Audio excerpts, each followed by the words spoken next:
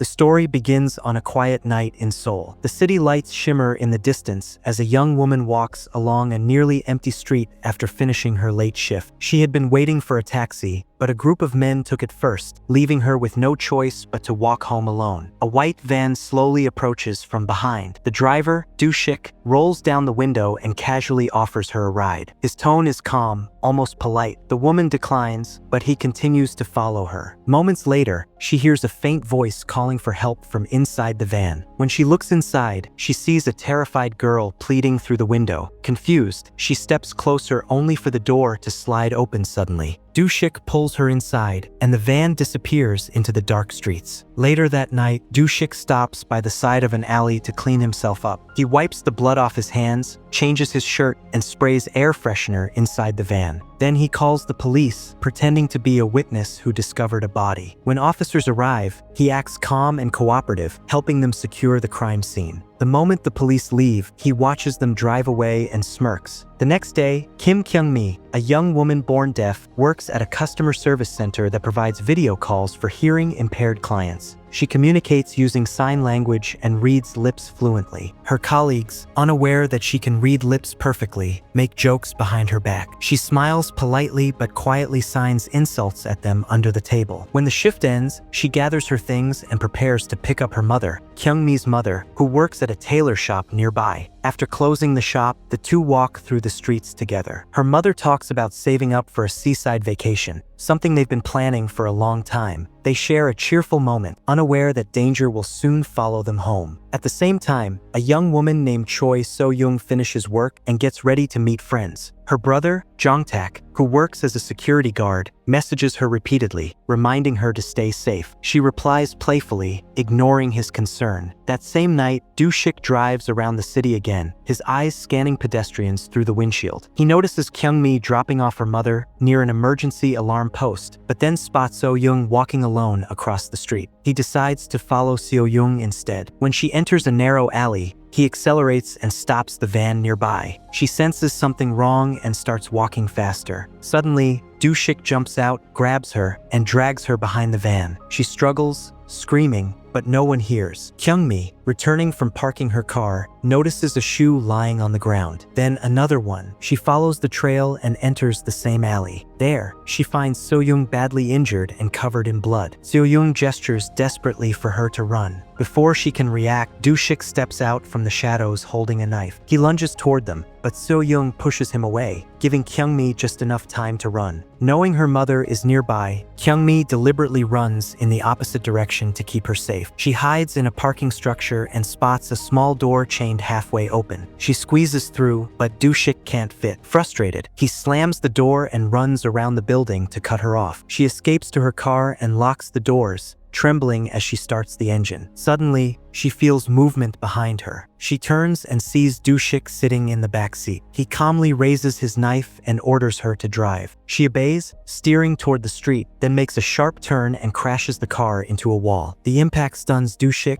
and Kyung-mi escapes on foot. She runs toward the emergency post where her mother is waiting and slams her hand on the alarm button. Sirens blare across the area. Realizing he can't continue, Do-shik retreats. Moments later, he reappears after changing into clean clothes, slicking his hair back, and pretending to be a concerned man looking for his sister. He introduces himself as Mr. Jang and asks if they've seen anyone suspicious. Because the killer wore a mask earlier, Kyung-mi doesn't recognize him. When the police arrive, he stays close, pretending to help. He even suggests possible directions the suspect might have fled. Kyung-mi's mother, however, begins to notice small inconsistencies like the fact that he's carrying two mobile phones and keeps looking at their faces too closely. Meanwhile, So-young, barely alive, crawls out of the van where Do-shik left her. She collapses near a corner store. Her brother, Jong-tak, receives her location through her phone's emergency tracker and rushes there. At the police station, Kyung-mi identifies So-young's picture when Jong-tak reports her missing. She realizes she saw that same girl earlier in the alley. As the officers discuss, Do-shik silently enters the station and joins the conversation, pretending to be a bystander. Jong-tak becomes suspicious and confronts him,